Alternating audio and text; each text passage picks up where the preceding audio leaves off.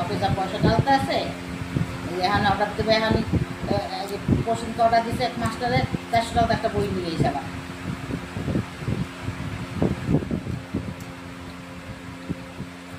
পাগল হয়ে গেছে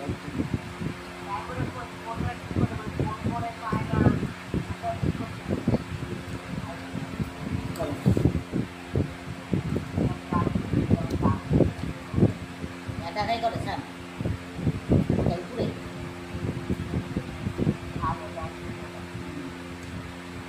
শাশুড়ি আছে এখানে খাইছে না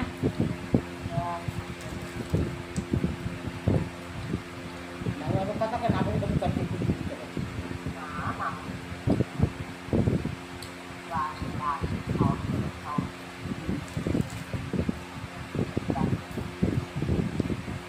ভালো ভালো ঠিক আছে তুমি হ্যাঁ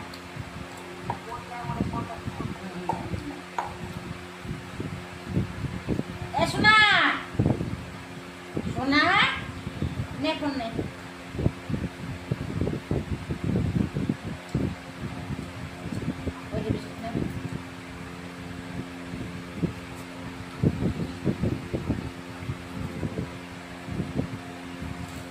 রুটি আর খাবা না হ্যাঁ ঠিক আছে 16 টাকা রুটি কোনো রকম 16 টাকা নিল তো এই দোকানে গেছিলাম হ্যাঁ এটা কোনো নাই টাকা দোকানে গেলাম 2 টাকা তার বাকি রয়েছে 30 টাকা নিয়ে এসে হয়নি বাকি 2 টাকা দিয়েছে আমাকে ব্যাংকে গেছিলাম 10 টাকা ছিল তোমার জন্য এত কথা শুনতে চাই না বাবা এই টাকা ছিল ওই টাকা ছিল তোমাদের টাকা নাই তোমাদের এত কথা শুনতে চাই না তোমার 10 টাকা চাই যে দাও আমার না তুমি বাবার সাথে একই কথা শোনাও কি কথা বলেন যে টাকা না ছিল না তো 10 টাকা টাকা নাই টাকা নাই তোমাকে কি বললে যে আমার টাকা দাও আমার শুনো যে টাকা নাই দেখো কথা আমাদের না তুমি এটা প্রতিদিন পেরাই দিলাম বলো আমি একটা পয়সা 10টা পয়সা থাকলে আমি খরচা করে ফেলাই তো আমি জানি তুমি অনেক খরচা করো সেটা না জানি মানে না করা টুকটার জল লাগে তো জানি না তুমি অনেক খরচা করো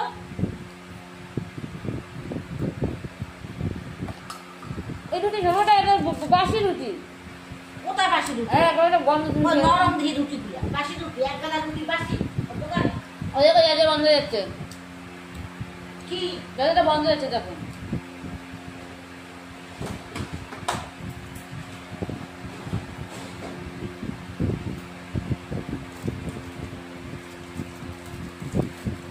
কত দিচ্ছ মা বিন গাজর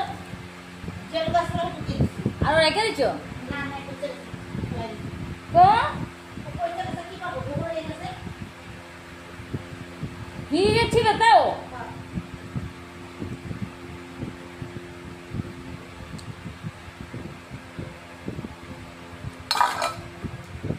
ফ্রিজে পলিথিনে করে রেখে দিলাম ভালো করে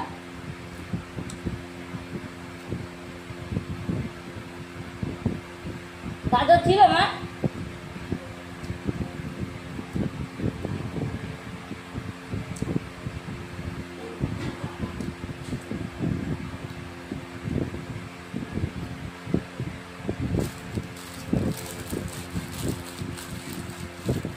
মুড়িটা নরম কিন্তু একটা বস্তা বস্তা গন্ধ মা মুড়ি মাখছো আরে না ওই মানে তা থাক মা দীপিকা কি বলে ষষ্ঠীতে যাবে মামা বললে দেখে যাই তো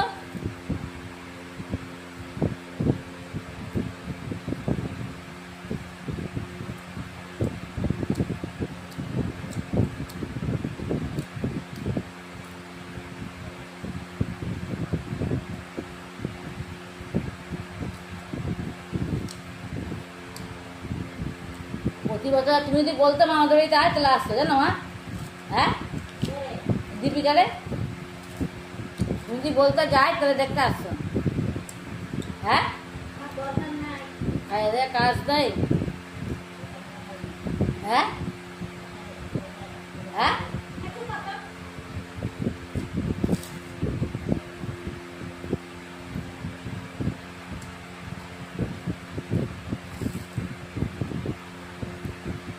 প্রতি বছর তো যাচ্ছ ষষ্ঠীতে